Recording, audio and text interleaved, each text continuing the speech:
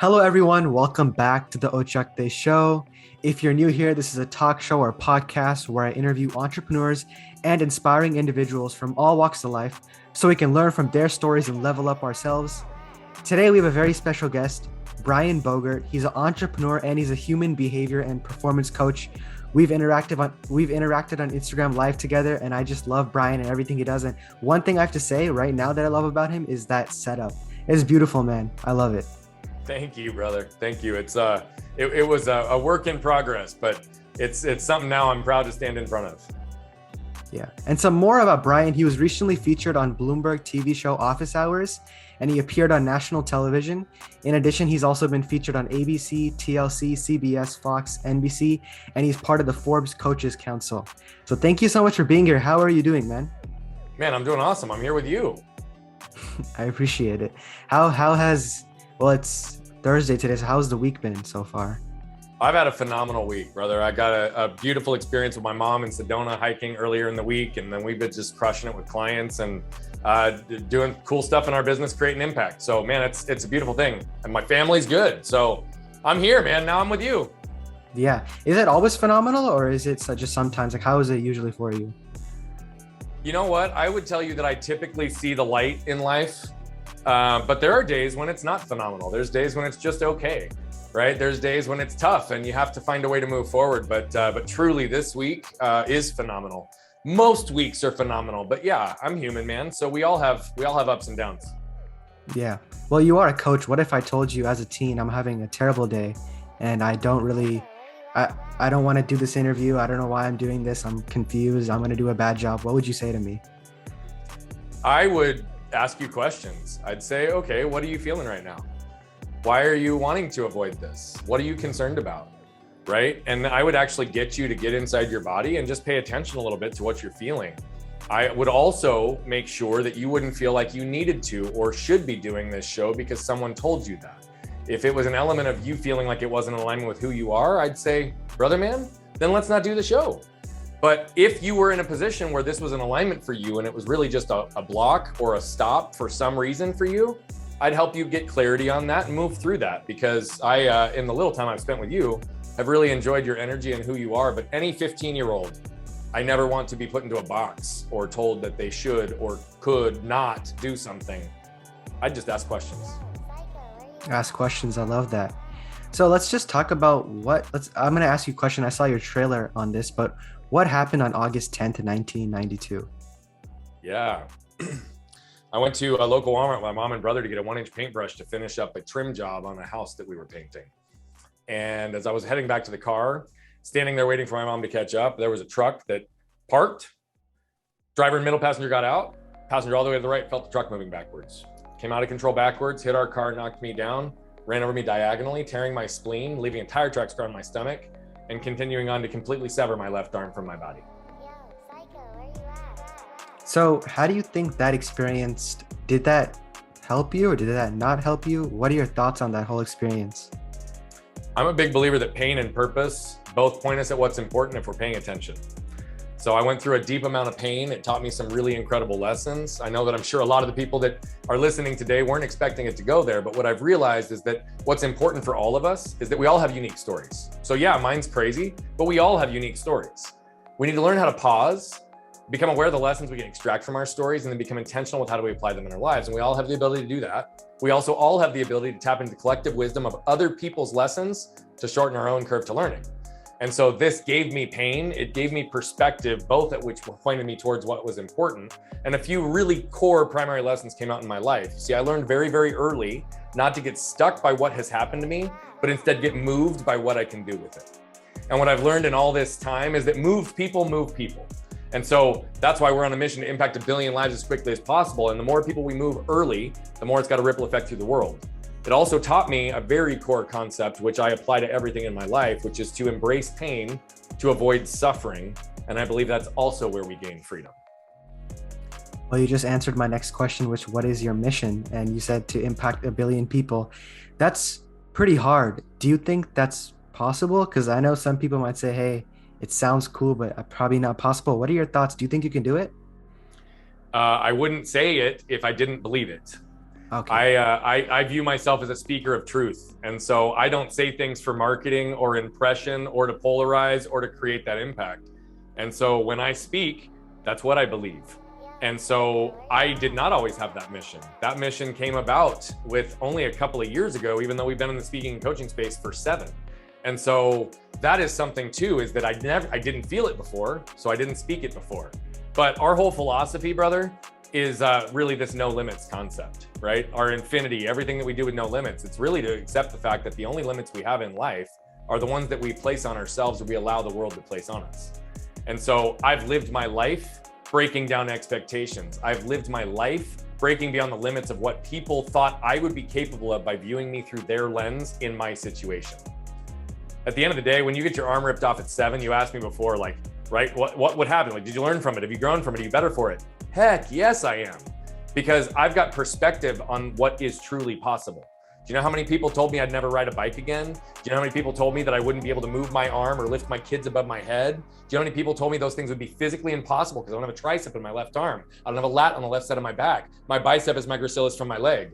I've lived my whole life proving that the impossible is possible. I just want the rest of the world to lean into that, because so many times the only reason we believe it's not possible is because what we really want is seemingly just out of our grasp because we haven't put in the work inside to actually be able to reach out and receive it.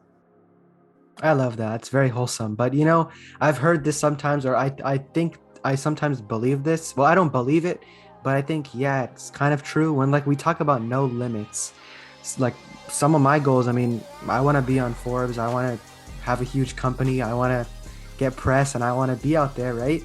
But someone could say, hey, you're 15. That's unrealistic. Or like, you should calm down a little bit. Like, what are your like thoughts on no limits? Like, what does that exactly mean? Does it mean you can do anything? Because someone could say, like, if I can say like I could do this, this, this, and this, someone might say, no, you can't. You're still young, or you don't have the experience. So can you explain what no limits means so we can concisely like get that down so people can understand? Yeah. It does not mean that you can do anything. I mean, here's the deal. I just told you about my arm. Am I going to go be a professional basketball player? Am I going to play in the NFL? No. But could I play at a very high level, well beyond what most people think I'm capable of? Could I play competitively? Could I play college sports? I did in many cases, right? So the answer is yes. It's not that I can do anything at the highest level. It's that I am only limited based on the things I believe limit me or the things I allow the world to place on me. When someone says to you, you're 15, you should just calm down. You've got plenty of time. You don't have enough experience. You're too young. Guess what? All of that is shame-based narratives in so many cases, because the word should in and of itself is shame-based. It implies that whoever you are, whatever you're doing, whatever you want isn't good enough. And so the reality of it is I think that we're only limited based on our creativity, our imagination, our ability to ask for help in the right situations to be able to receive whatever we want. Now, might it be more difficult for a 15-year-old to rise to the level that you've got a multi-million-dollar company recognized by Ford than someone who's maybe 45? Well, yeah, statistically, they have 3 times more life than you. So have they had a chance to have built established credibility, meet people, be in the situations? Yeah, but does that mean that a 15-year-old can't? Hell no. And that's, I think, part of the reason that so many of us are limited is because from the time we're this big, we have the world telling us who we should be, the things we should want, the things we shouldn't want, the things we should chase, the way we should define success. We literally have this perpetual cycle of shame that's keeping people stuck because we're telling them what they can do through our lens on what we believe is possible and or what's already been done before. And so at the end of the day, I'm all about breaking those types of thought processes, the ways that we feel, because truly, everything we need is already in us. And the reality of it is there's so many things that actually keep us from becoming who we are capable of becoming is only in here. It's because of how we've allowed the external voice, the external noise to be louder than our own internal voice. You've dropped so much knowledge. I'm gonna have to rewatch the video and pick all that up. But you've helped me from just the 2 times, I think, right, on Instagram Live, the 2 times we've talked, you've helped me up, rewatched it. I'm like, damn, that's right on. I love that. But I still I did a little bit of research, but I still don't completely understand what exactly is a human behavior and performance coach, and how do you help people? Yeah, thank you. That's a great question. At the end of the day, I'm deeply fascinated in the human experience and overall human behavior. And I am a big believer, with having worked with some of the world's highest performers at this point, that so many people, the majority of people, believe that they're stuck because they have the wrong strategy and tactics. Or if they go find a new set of strategy and tactics, they'll be able to leverage and scale their lives, their businesses, their resources. Or if I make X, or if I get a new sales training system, or if I do this piece of technology that is all of a sudden going to make my problems go away, right? Although systems, strategies, and tactics are incredibly important in leveraging and scaling our lives, they aren't the things that keep us stuck. The things that keep us stuck are a combination of the emotional triggers, behavioral patterns, and environmental conditioning that exist in our world that allow us to continually perpetuate that same repeating, never-ending circling of the drain in life, feeling like we're victims, feeling like we have no influence and control over our destinies. And so at the end of the day, so much happens when we are all of a sudden in the shame-based society, experiencing pain, having these feelings of lack of connection, having these feelings of lack of worth. It starts to develop layers of pain that then develop coinciding layers of armor, feeling like we're protecting ourselves from the world. What I say to most entrepreneurs and business owners is the number one problem in your business is very typically you. One of my best friends, and I say best friends, one of my best friends over the last 6 months that I've gotten to know, I just love. I say best friend because of the way he operates, his vibration and frequency. Though I haven't known him that long, this man is incredible. He said, if you're constantly putting out fires in your life and your business, there's a good chance you're the arsonist. Alex Sharfin is a man full of wisdom. And in this particular case, he's exactly right. And so that's what I have to continue to focus on is when we do this, when we focus on human behavior, it's what are the things that we are doing that are repeating the same patterns in our life?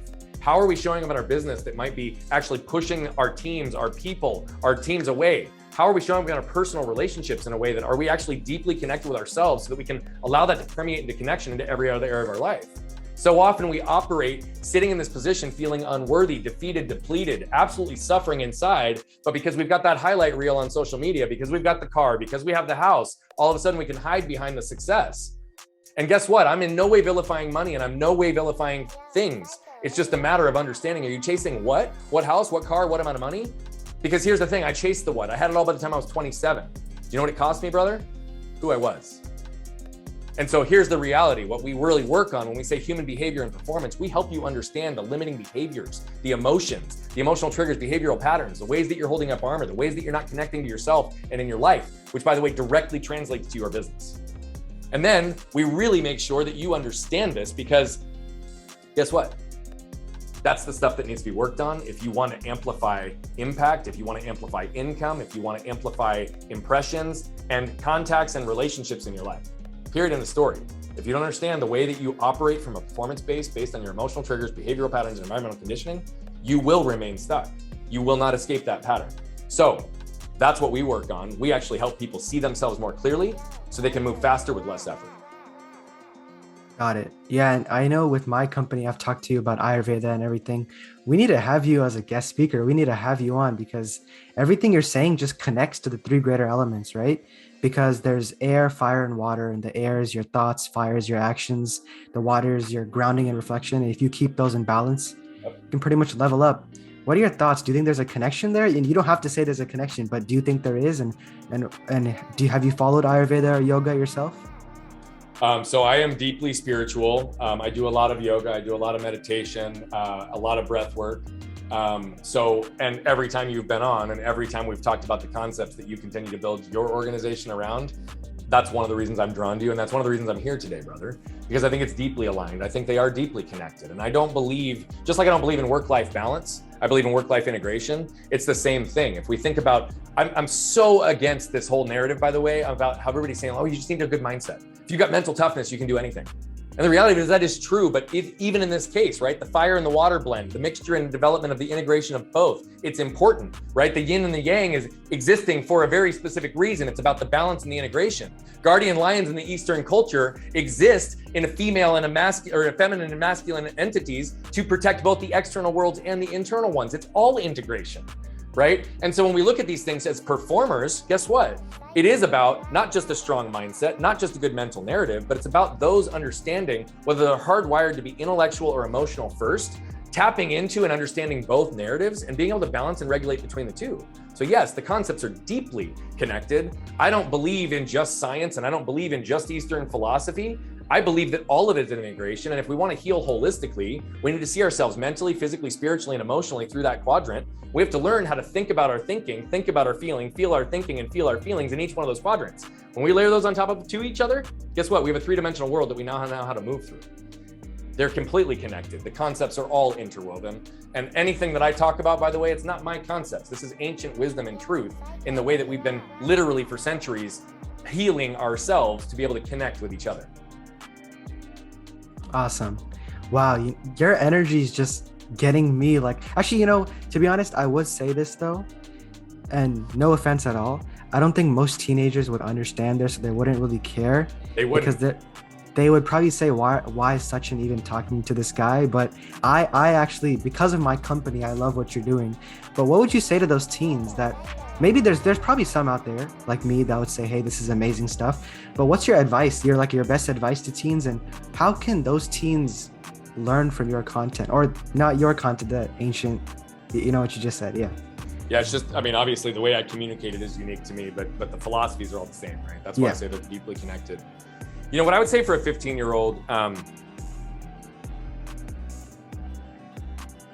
I pause for a second because I'm actually trying to put myself back to age 15 and what would have resonated with me then. And I was probably more along the lines like you, where I was a little bit more awake in some ways around that age, but there was a lot I was still blind to. Mm-hmm. And so the first place I would start is, are you actually living authentic to who you are?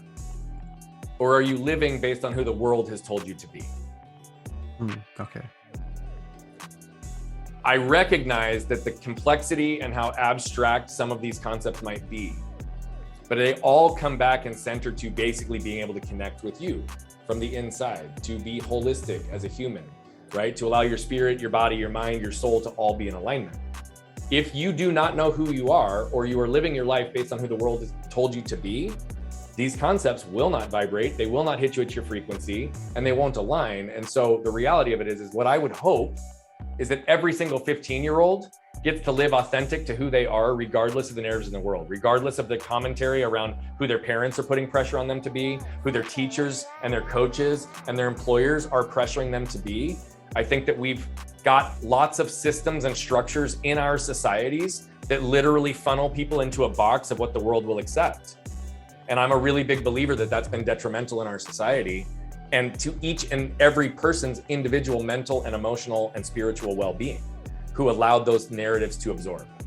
So if you're 15 and there's any part of you that doesn't feel alive, if there's any part of you that feels unworthy, defeated, depleted, in any area, lacking energy, feeling some sort of angst inside your body, start asking yourself questions to raise your level of awareness. Because if you start with awareness, you can then start to become intentional with not only understanding these types of concepts, but actually living and embodying them. So the first step is awareness, right? That's what you would say? First step is always awareness. Okay. Is that probably for everything, right? Or not? For everything. That's why I say the first step is always awareness. Yeah. Oh, you say that. It's funny, we got into an argument we got into a debate with our team at our offsite about a month ago. And it was literally this concept of like, does awareness come first or does intentionality come first? It's the whole chicken versus the egg thing. But I'm a firm believer that it's awareness, right? Here's the deal, dude. Our minds process 11 million bits of information per second. We're only consciously aware of about 40. Yeah. What that largely suggests is that we live and exist in the unconscious. Mm-hmm. So until we go through a systematic process of moving the unconscious to the conscious, the unaware to the aware, guess what? It's going to feel like we're victim. It's going to feel like life is fate. It's going to feel like we have no influence or control over our destinies. But if we start with awareness, we cannot be intentional with what we're unaware of. Everything starts with raising your level of awareness. Okay, I just thought about this question right now, but I think it's a pretty good question. For my company, I wouldn't say it's religious at all. It's just a lifestyle. It's a way of living that was from 5,000 years ago from the Indus Valley civilization. Someone could say like, is what you're doing religious? Is what I'm doing religious? Do you believe in religion more? Or do you just believe the lifestyle part of it more? What are your thoughts on that? That's a great question. I believe in the lifestyle part of it more. I think that here's the deal. I don't care if you worship God, Allah, the universe. To me, and the way I view the world, those are all one and the same. They're different ways that different societies have found a way to connect deeper with the spiritual side and the larger energy that's bigger than every one of us, right? It's been ways to be able to understand how those things move through the world. Again, this is my belief. I'm not saying that this is right, but I believe that it is all one and the same. And so this is really about how are you living your life? How are you putting yourself in a position to know who you are, know who you're doing this for, know who you're doing this with, and know who you're going to impact? Because at the end of the day, I don't care what it is. It's all about a deeper level of connection. It's all about a level of service to each other. And it's all about becoming the best human being that we possibly can be. And so that's lifestyle. Religion's just a structure and a wrapping paper around the lifestyle, in my opinion. Totally agreed. Well, as we wrap up here, this is the last question that I asked to all my guests. What was your favorite part of being on the show? Dude, it's you. Truly. I absolutely love the energy that you've got flowing through you. I love that you're 15. I don't say that in any way negative. I love that you're a 15-year-old young man, because that to me shows the world what's possible. For everybody who says that a 15-year-old shouldn't, or they should slow down, or they can't because they don't have enough experience, guess what? You're going to show them a way. And so we need more individuals like that are really helping demonstrate, embody, and be the example for how you actually live with no limits. Because brother man, that's why it's my favorite part, because every time we connect, we operate in a very similar mentality. And I just see someone that I might be able to actually bring along a little bit further. And dude, it's probably not going to be long before I'm learning from you. No, I still have a long way to go. I'm still learning myself. We all do, bro. We all do. That's true. That's true. Thank you so much for being on the show. I really appreciate it, guys. Make sure to hit that subscribe button, and I'll see you guys next time.